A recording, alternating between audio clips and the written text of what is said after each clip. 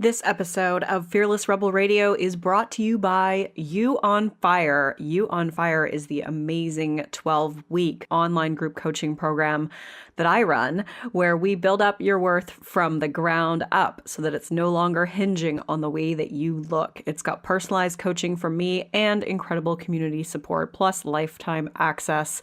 Get details on what's included in this program and sign up to be notified when doors open for the next cycle by going to summerinanen.com/you on fire. I would love to have you in that program and in that group. This is Fearless Rebel Radio, a podcast about body positivity, self-worth, anti-dieting, and feminism. I am your host, Summer Inanen, a professionally trained coach specializing in body image, self-worth, and confidence, and the best-selling author of Body Image Remix. If you're ready to break free of societal standards and stop living behind the number on your scale, then you have come to the right place. Welcome to the show. This is episode 115, and I am interviewing Imogen Fox, the person behind The Feeding of the Fox, about recovering from an eating disorder and navigating body acceptance as a disabled person with chronic conditions. You can find all the links and resources mentioned in this episode at summerinanen.com/115. That's 115.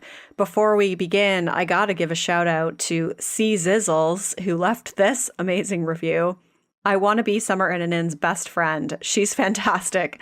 The information she shares is uplifting and presented in a way that shakes you out of your rut and helps you view things in a better light. Love, love, love this podcast.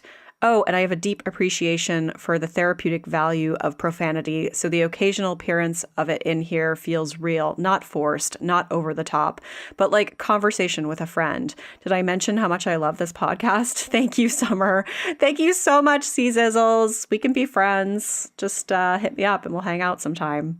Leaving a review helps others to find this show, so I would really appreciate it if you took 2 minutes to do so. You can go to iTunes, search for Fearless Rebel Radio, then click Ratings and Reviews, and click to leave a review or give it a rating. In addition to that, I would love it if you subscribed to the podcast. Just go to whatever platform you use to listen to podcasts and click subscribe. And I would be deeply appreciative if you did that. Lastly, you can get the free 10-day body confidence makeover at summerinanen.com/freebies with 10 steps to take right now to feel better in your body. Today's guest is Imogen Fox. Imogen writes the Feeding of the Fox blog and runs the Instagram account under the same name, where she courageously shares her experiences with recovering from an eating disorder and navigating body acceptance as a disabled person with chronic conditions. She is an activist and one of my favorite people to follow on social media. I think you are going to love her and this episode. Check it out. Welcome to the show, Imogen. I'm so happy to have you here today. Thank you. Hi. Hi. We were saying earlier before we started recording, I was saying to you just how much I love your posts and how thoughtful they are. And I was asking you about your process around that because I just admire how open and honest you are on your social media feed. Thanks. So good. But before we get into that, I would love you to share your story and talk about how you got to where you are today. Okay. Oh, it feels like such a big question, doesn't it? Like in terms of my life, it's just what happened. But when you're trying to like pin down how you got to where you are, suddenly it seems like a much bigger question. Yes. So I was born with a genetic impairment. So that started to really change how I live day to day when I was in my teens. And over the years, I had really significant health problems, really quite profoundly unwell in my 20s, and I wasn't able to mobilize really at all.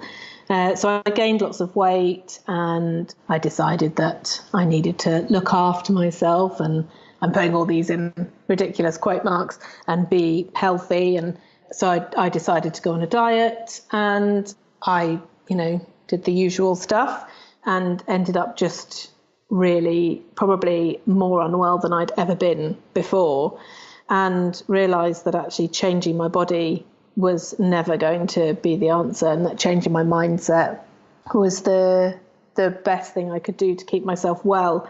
So that's what I've been trying to do the last sort of year or so. But obviously, as a disabled person, changing my body was always going to be a tall order. So coming to terms with the fact that my body is never going to be, socially acceptable, and that I'll always be a kind of other, again in quote marks, body, that's been quite a sort of learning process too. So a lot of my posts are around the politics of being a disabled person, but also about being a woman, a disabled woman, a disabled lesbian, and then being body positive and anti-diet within being a disabled person as well. So, yeah. Yeah, you mentioned, I know on your website, you mentioned, I felt very much like I didn't fit in. And I think you're talking about when you're growing up here as a disabled person, but also as a young woman struggling with her sexuality. How did that influence your relationship with your body? It's really difficult, isn't it? Because I don't know, I guess I never knew any different, but I just always knew that I felt other. And for a long time, I couldn't really acknowledge what that was. Like I just always wanted to look different and find my people, but I didn't know who they were. And actually, the queer community, and I think a lot of disabled people would agree with this. In fact, do you know Ruby, who lives in Australia? I do, yes. Yeah, she writes really eloquently about this too. And we had a long chat about it the other day. We were just saying, actually, the queer community are really difficult to be part of when you've got an impairment. They're not great at making things accessible. So whilst I was desperately trying to work out what my sexuality meant and which community I needed to be part of, at the same time I was struggling with actually accessing any of those things to find out. So I just felt so on the edges of society. I saw normality, and it was just laughable, the prospect of fitting into that group. And of course, as you age, you realise normal doesn't really exist. It's not a thing. Nobody's normal.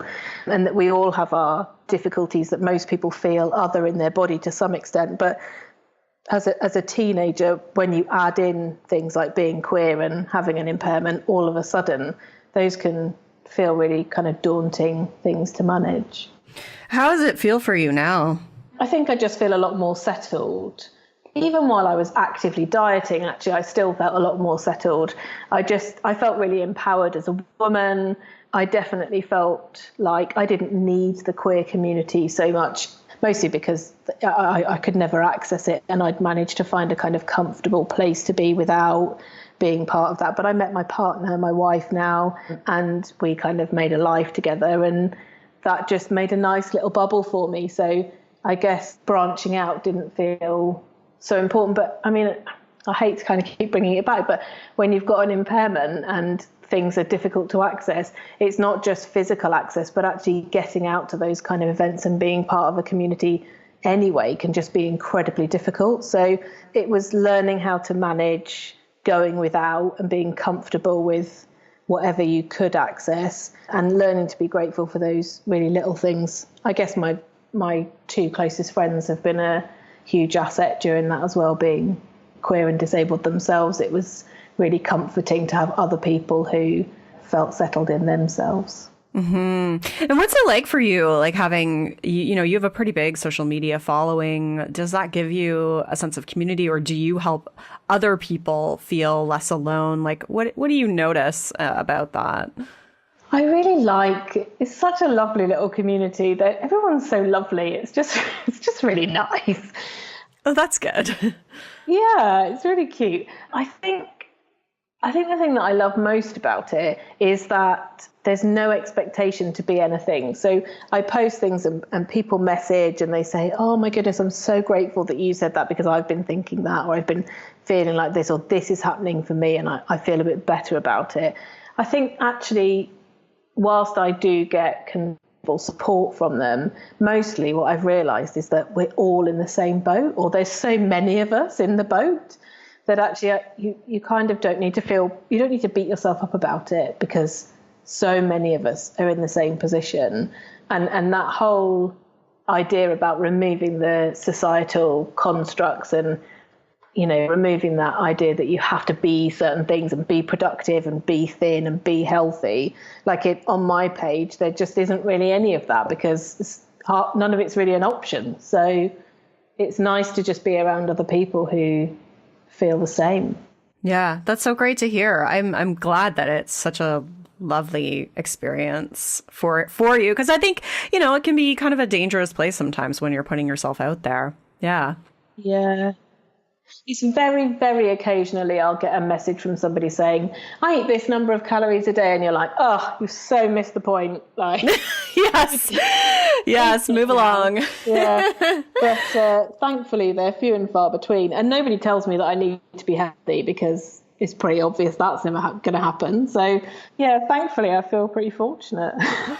Yeah. So I know before we started recording, we were kind of joking around because we both had been in the paleo world, and you said to me you didn't even know you were on a diet. So I'd love you to just kind of talk about that, because I feel like it's such an important thing. Because I'm laughing because I felt the same way. I was like, I'm not dieting. It's not Weight Watchers. Exactly. It's like I think I said to you, it's so well packaged. It's this beautiful little, like, you're just doing the best for yourself. It's like the ultimate in self-care, and it's packaged as like, yeah, just the best you could ever do for yourself. And of course, I'd been on a diet for the few years previous. And actually what had happened was I was an avid calorie counter. And then it was Christmas. And of course, I binged. And it was the first time that I'd ever really, like certainly in this cycle of dieting, that I'd ever really binged. And I was like, oh, was unusual and a little bit frightening. What am I going to do to get back on the wagon? So I decided to do the ultimate and do Whole30. So I did whole January.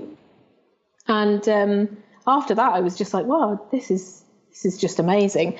And although I counted calories whilst I was doing it, it was sort of negligible, really, because there was so little I could eat. I'd restricted so many food groups. It almost didn't feel like a diet because I didn't eat anything. Wasn't even allowed peas. This is insanity. Oh, yeah, that's right. Oh, my gosh. I totally forgot that you couldn't eat peas. Yeah, you can't eat peas and limited sweet corn. And do you know what I really miss? Hummus. I really love hummus. Oh, you can't have hummus. So innocent. Oh. Can you imagine being on a kind of diet where you're not allowed hummus? Like, what is this? Mm-hmm.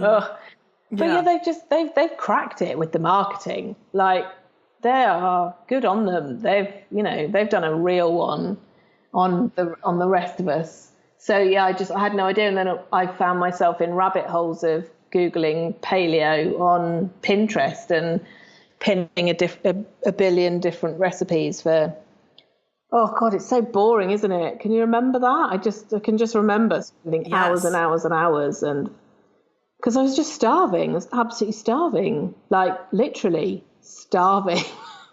So of course I was obsessed with food and constantly on Pinterest and what am I going to eat later, but not too much of it, and make sure it's all within my calories. And yeah, I don't know how I managed to get myself into that position, but the reassuring thing, of course, is that I know that there are a million other people in that position. And thankfully, we've got people like you to stick your head above the parapet and say, doesn't have to be like that. Yes.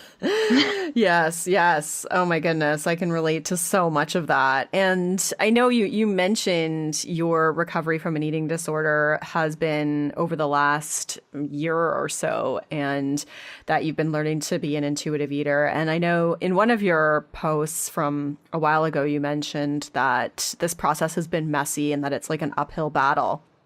And I think so many people listening are in that stage.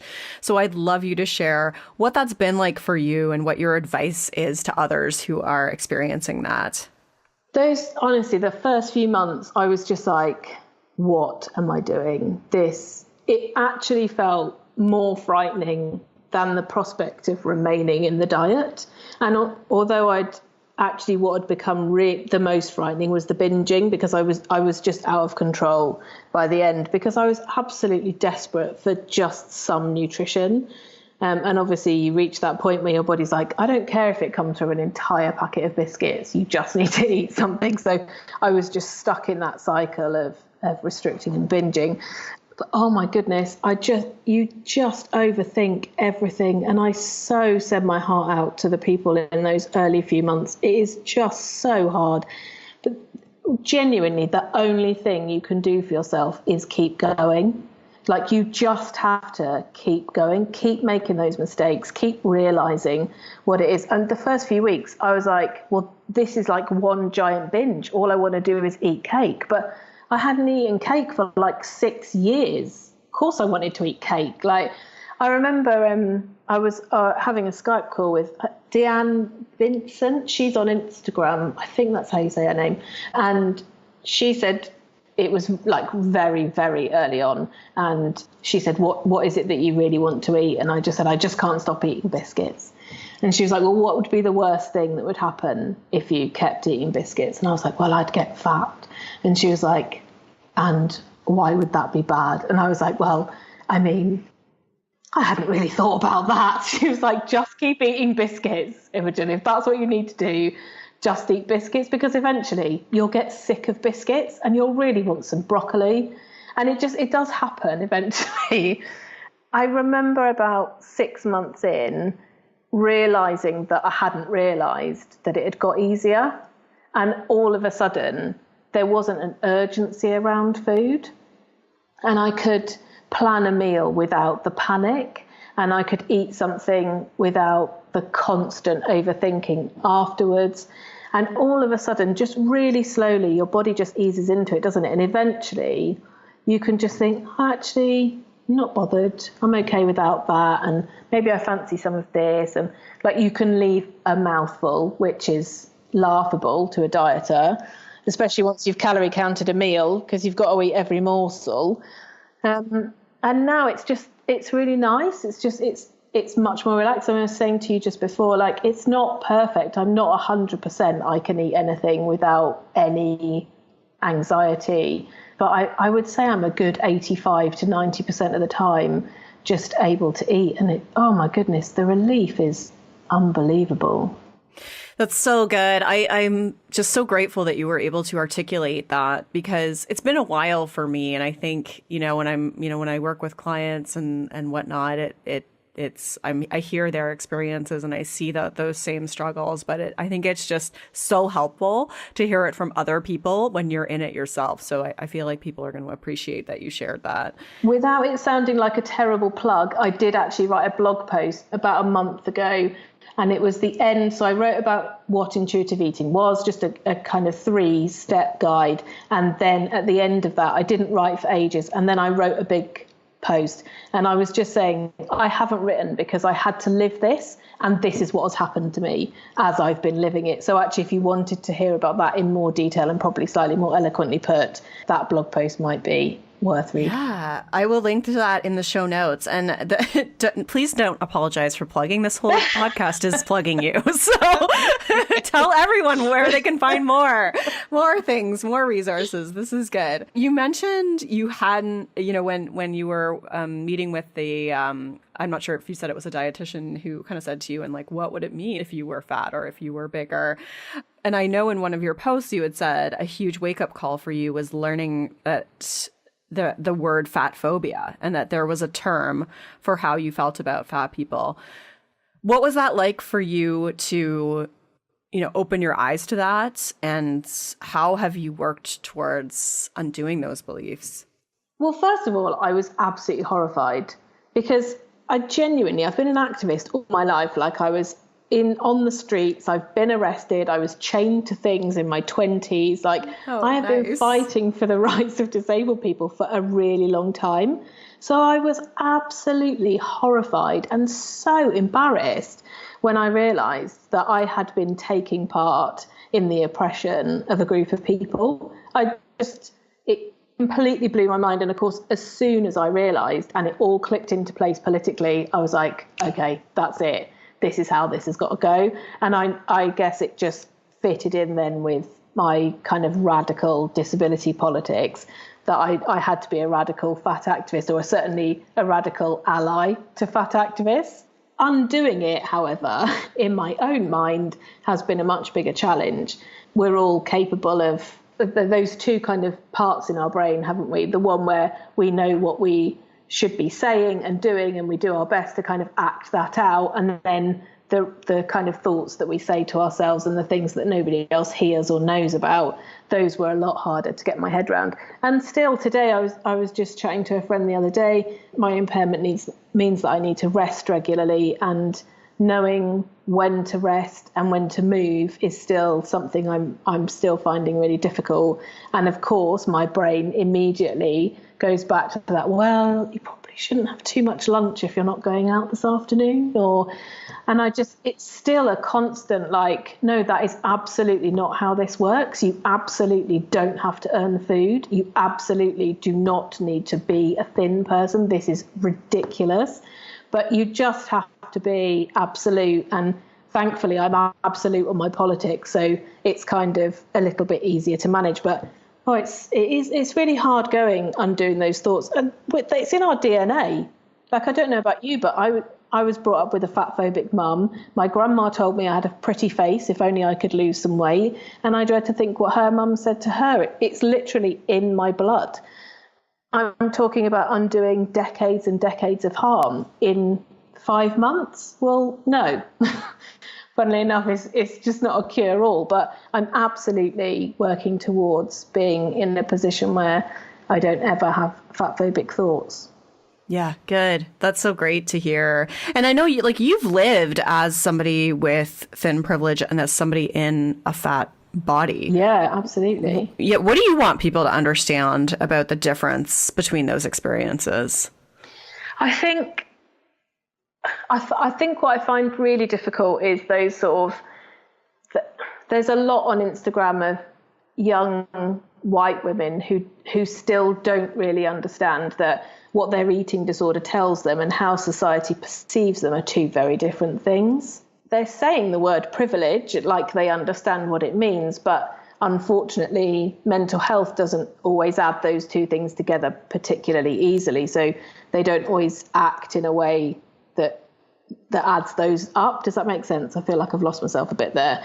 It's just society sees you as something and there's nothing you can do about it.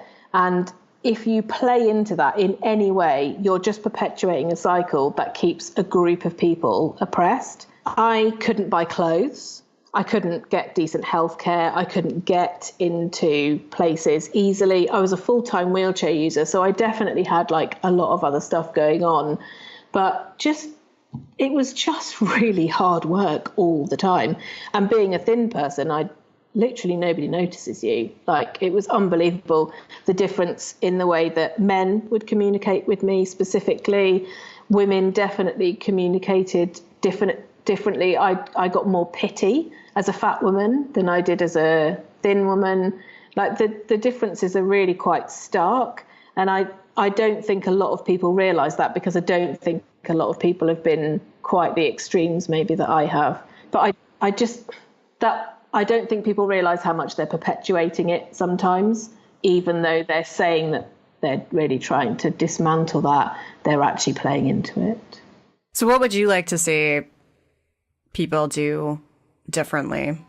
I definitely think people need to step back more and let other people forwards, certainly within the body positive movement. I mean, I guess I'm quite involved in Instagram, so I'm talking about that as a platform, but I just, like, clothes can be made in any size. Make them in fucking sizes that fit people. Like, that's what needs to happen. Do you know what I mean? And healthcare can be given to everybody. The treatment is the same, regardless of whether you're fat or thin. So that needs to happen. Like, on a broader scale, just be nice to people. Just be nice to everybody. Like, that needs to happen.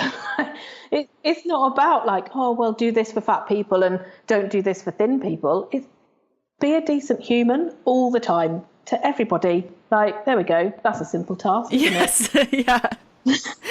Yeah, I know it's easier said than done, apparently. But yeah, no, it's so great to hear you kind of talk about the two experiences, because that's not something that a lot of people have had, and I think it's really important to understand, like really important to understand that. This episode of Fearless Rebel Radio is brought to you by Studio's Vasa Blow headphones. Vasa Blow is the perfect harmony of studio quality sound and Scandinavian minimalist design. I have Studio's Vasa Blow earphones, wireless earphones in rose gold black, and they are really cool looking and the sound quality is amazing. These wireless earphones feature carefully tuned internal drivers and amplifiers to separate distinct sounds within the music, giving you an authentic, almost like being there listening experience. They boast up to 8 hours of unlimited playtime with a unique standby mode for up to 10 days of battery life, giving you ultimate wireless freedom. Its unparalleled design, coupled with being the lightest on the market to date, makes the Vasa Blow the perfect companion for any Bluetooth-enabled device.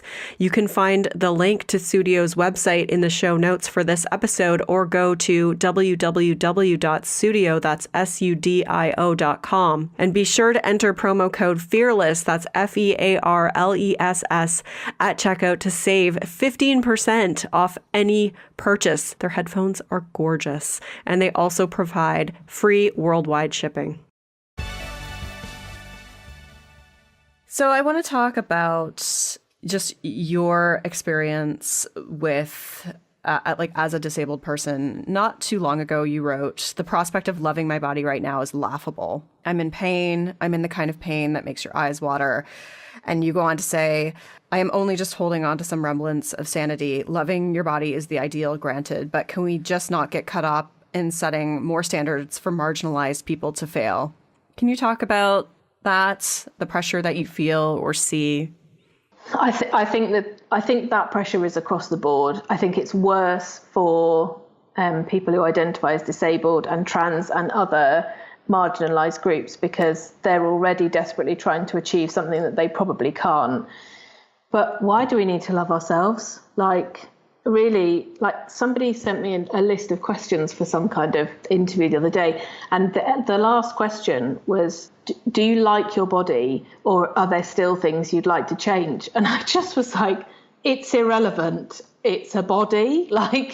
We just need to move away from this idea that in order to be body positive or to accept ourselves and love ourselves fully, that we have to love our body. Guys, it's just a body. It's going to fail as you get older. It's going to sag as you get older. It's going to change as you have children or have accidents, experience trauma. It's just a body. And if we're constantly selling bath bombs and face masks and saying, this is how you love yourself, you're just setting up more and more people to fail at something, when actually what they really need in that very moment is just not to have to worry about failing yet another thing, because it is bone crushing. We've all been there. We've all looked at pictures on Instagram and thought, I'm just never going to be that. Why can't I be like her? And you don't have to be like her. You don't have to be like anybody. You don't have to be productive. You don't have to be beautiful, and you don't have to love yourself. End of, Yeah. And so, how do you define loving yourself?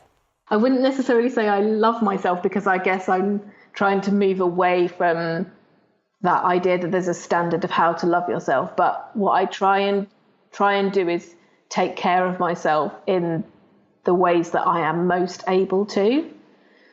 So that's eating regularly when I need to. It's doing all the things that I need to do for my impairment. It's resting when I need to rest. It's asking for help when I need help. It's taking care of my mental well-being. It's taking my medication.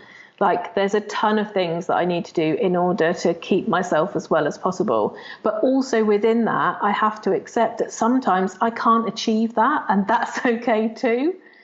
There are days that I forget to take my pills. There are days that I struggle to cook myself 3 decent meals. There are days that I can't get to my hospital appointment, even though I know I really need to see that doctor. But that's okay. That's not failing. That's not loving yourself. That's not taking care of yourself.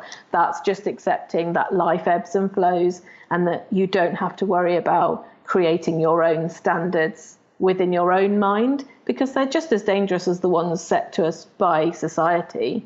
Yeah, that's such a good point. And I think, what I hear is you are really practicing compassion for yourself, which I think that's ultimately what we want to go for, is just, It's literally the only thing that I say to people. Like I do get a lot of messages from people on Instagram, and my stock response, without it being a stock response, is please just be kind to yourself. Please just have some compassion. Please consider what you might say to me if I had just sent you that message. Please think about what you might tell your daughter if she had just told you those things.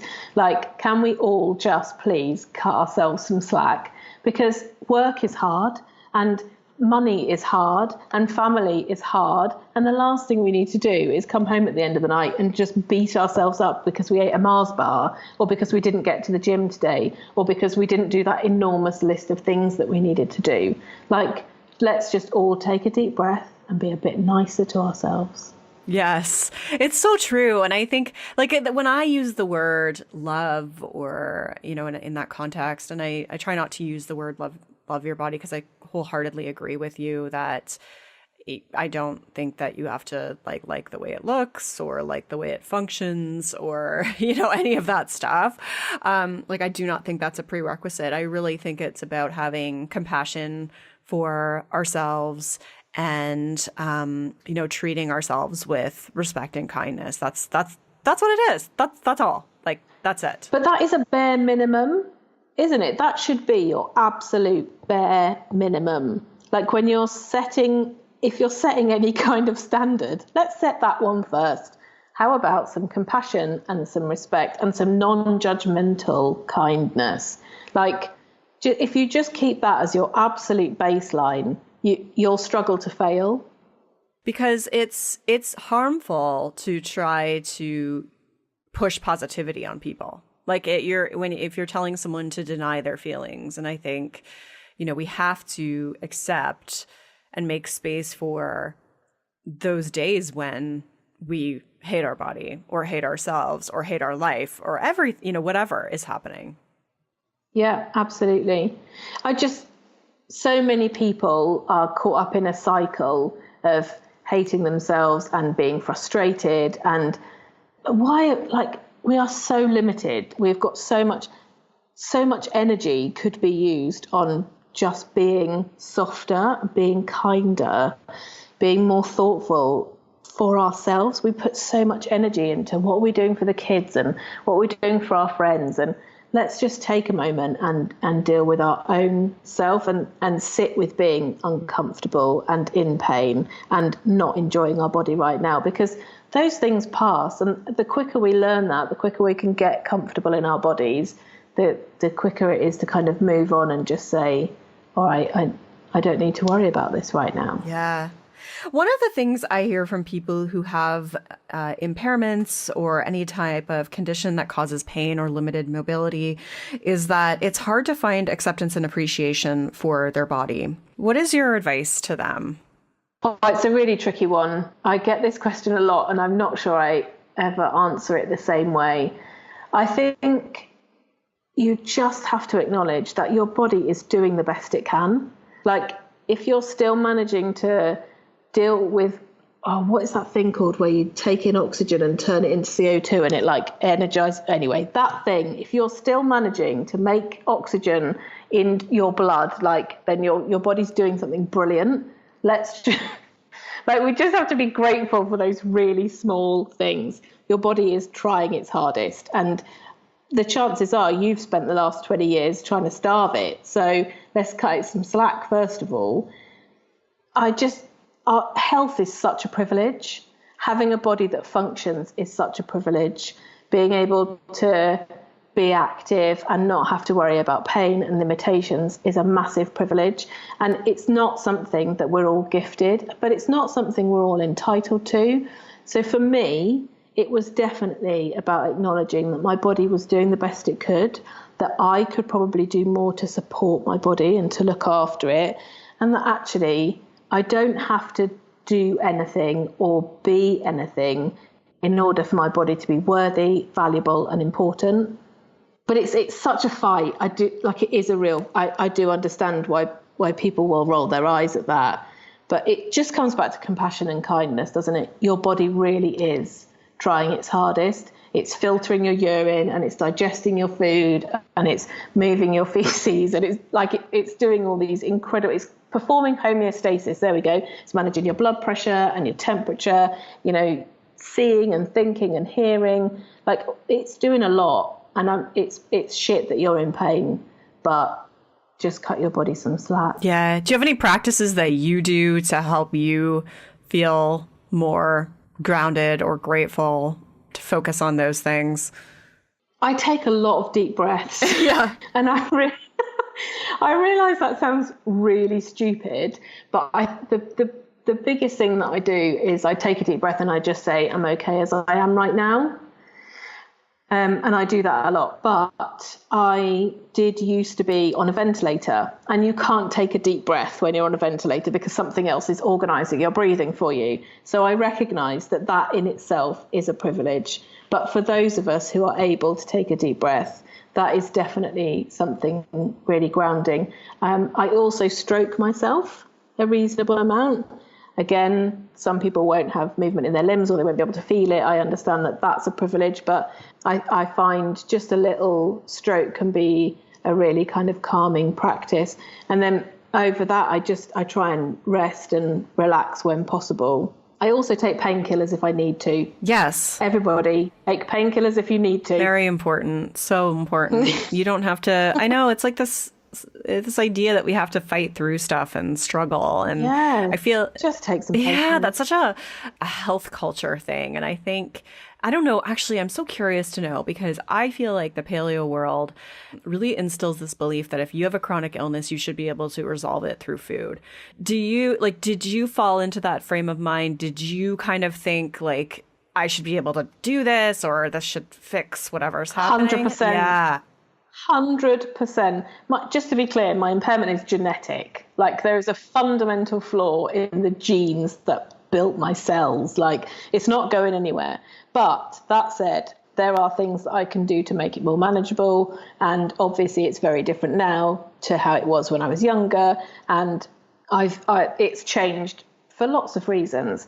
But whilst I was paleo, I would have waxed lyrical about how being paleo had saved my life. Like, no doubt about it. And I thought it was the holy grail of things to make me well. And I genuinely, so my mum actually has a few autoimmune conditions herself, and I was horrified, genuinely horrified, that she wouldn't go paleo. I was just like, I don't understand why you wouldn't, like, if you could just cut out every food group known to man, you'd be better. Yeah. Why won't you? Yes. I just don't understand why you won't do that. So I must have been a horrible person to live with sometimes. But I just could not get my head around the fact that somebody might choose not to do that to themselves. And now, obviously, I'm incredibly grateful that she did not take that advice. Otherwise, I'd be having to talk her out of it. But yeah, at the time, I was absolutely convinced that it was going to cure me or save my life or, you know, any number of things. It's such a harmful narrative because it puts the blame on you as the individual. Yeah. And then it's really against my politics, really. Yeah. But I was so sucked in. And the problem is, you're so starved by that point that your brain isn't really functioning properly. So it's really hard to finish a thought anyway, never mind be really critical and reflective on something. I don't know about you, but I couldn't think about more than eating biscuits, like, for most of that time. I wasn't really considering whether I was doing the best thing for my body or whether it sat well with my politics. I was just hungry. Oh, I didn't have my politics were counting cherry tomatoes and workouts. I used to count teaspoons of cinnamon. Oh my gosh. I used to bring cinnamon with me to Starbucks because the cinnamon they had there had sugar in it.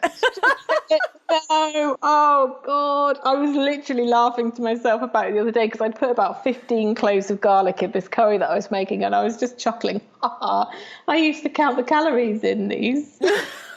Cloves of garlic, for goodness sake. And we're not laughing if anyone is doing this. It's just it's you don't have When you're to do not it. doing Yeah, it, you yeah, realize it will it's feel very different. yeah, you do. You do. So you talk about your politics, and I'd love you to talk about you talk about the social model of disability. So I'd love you to talk about that, the importance of subscribing to this model.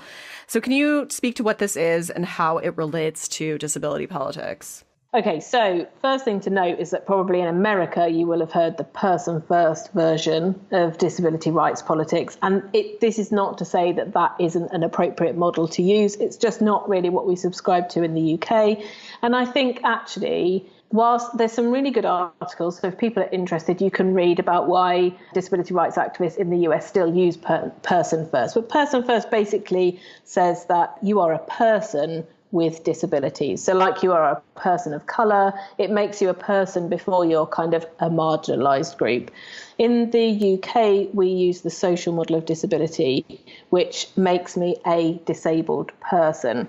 The idea of the social model is that there is nothing wrong with my impaired body, that society around me limits what I am able to do by being completely inaccessible, and that actually if my dentist, which was on the second floor, had a lift, suddenly my dentist would be accessible and therefore it wouldn't be difficult for me to get in. And that is nothing to do with my body. It's not my fault that I can't walk up the stairs. It's the dentist's fault for not having a lift.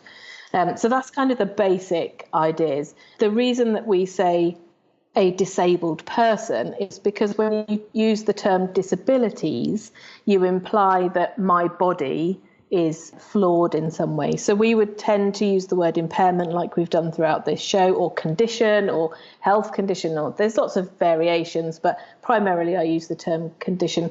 And then I say I am a disabled person because I am disabled by the structures in society that are inaccessible to me, rather than saying I have disabilities, my body is somehow not functioning appropriately. So it's taking the onus off the individual and showing how it's a societal issue. Yeah, totally. Because actually, whilst utopia obviously would be the entire world was accessible, but in reality, the world could certainly be an awful lot more accessible than it is now. And I don't believe that it's my fault that, we're not, you wouldn't go around just removing all disabled people in order that we can still have stairs up to the dentist. You'd just put in a lift. So that I don't believe that there's anything wrong with my body. And so, yeah, I think it's a societal construct.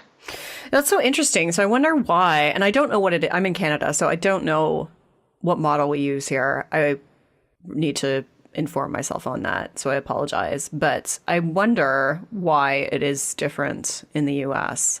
If I'm perfectly honest, whilst I know that there are excellent articles, those were recommended to me by a friend and I haven't yet read them. So I couldn't say entirely, but I know that a lot of people feel like they don't want to be marginalised before they're a person. So they want to be a person before they're anything else. But you wouldn't say, I'm a person with female or like a person with queerness. You would just say, she's a lesbian or she's a woman. So for me, that doesn't really sit as a kind of political theory. But maybe we should both do some reading and talk about this another time. I definitely need to. Well, I learned so much from reading your posts and whatnot, so I thank you for putting that information out into the world. And yeah, I learned so much, so thank you. There's a lot of people out there actually who don't really know a lot about disability politics, even though they probably are. Maybe they don't identify as disabled people. I get a lot of people who say, I'm not really disabled, but I've got a chronic pain condition, a chronic fatigue condition, and this and that, and I'm just like, oh, actually, you might not consider yourself a disabled person. You might not identify as disabled, but actually, in terms of the social model, you are disabled by society. You are finding it difficult to access things in life. So those people, if they joined us, we would be a much more powerful movement. I think disability rights has really kind of gone under the radar a bit in the last few years, and we could do with a bit of a revival. So I think it's positive that we've got a bit more of an audience. People like Ruby and me and Sitting Pretty and a few others on Instagram have kind of got a bit of attention recently, which is really lovely. Yeah, it's great. It's been so helpful. It's been wonderful to see, the people like yourselves grow following in that way and be, a part of body positivity, rightfully so, obviously. So it's great. Well, as we wrap things up here, where can people find more of you? Okay, so I'm The Feeding of the Fox on Instagram. thefeedingofthefox.wordpress is my blog, but you can find the link for that in my bio on my Instagram. And I do have a Feeding of the Fox Facebook group as well, which you're welcome to join. Great. I'd love to hear from you. Oh my gosh, I'm a member of so many groups, but I'll put myself in it. my main goal for 2018 is to spend less time on Facebook. So do you know what? I hate Facebook. I absolutely hate it. I don't think it's any good for anybody. I think it's one of the worst ways that you can take care of yourself. When my sister had a baby, she literally removed everybody who'd had a baby in the last 2 years. So she just unfollowed them, so that they weren't in her timeline. Because she was like, I know that child is crying for most of the 24 hours in a day, but for the 10 seconds that it was smiling, and its mum snapped a picture and posted it on Facebook, and it's making me feel dreadful about myself. So don't be afraid to unfriend people, don't be afraid to unfollow people, and don't be afraid to deactivate and go and do something better in your life. Well, I have 3 groups. I have 2 private ones and 1 public one, and there's 4,000 people in the public one, so it's it's so tricky. I mean, I love my community. It's amazing. And I have awesome people who help to keep it going as well. But it's, when you're a caring person, you care about the well-being of others. And so, absolutely. Yeah, you get drawn into it, and it is addictive. So, but anyways, I'll add myself to your group. But if I'm quiet, just know that that's why. No. Silent approval. Exactly. Exactly. Yeah. Well, thank you so much. You're lovely. It was wonderful to talk to you today. Oh, thanks. It's been really good fun. Thanks for having me. Rock on. That was such a fun interview to do. I feel like we could have chatted for so long, and I really want to hang out with Imogen in real life. Anyways, you can find all the links and resources mentioned at summerinnanen.com/115. Thank you again so much for listening. I will talk to you next time. Rock on. I'm Summer Innanen, and I want to thank you for listening today. You can follow me on Instagram, Facebook, and Twitter at Summer Innanen. If you haven't yet, go to Apple Podcasts and subscribe, rate, and review this show. I would be so grateful. Until next time, rock on.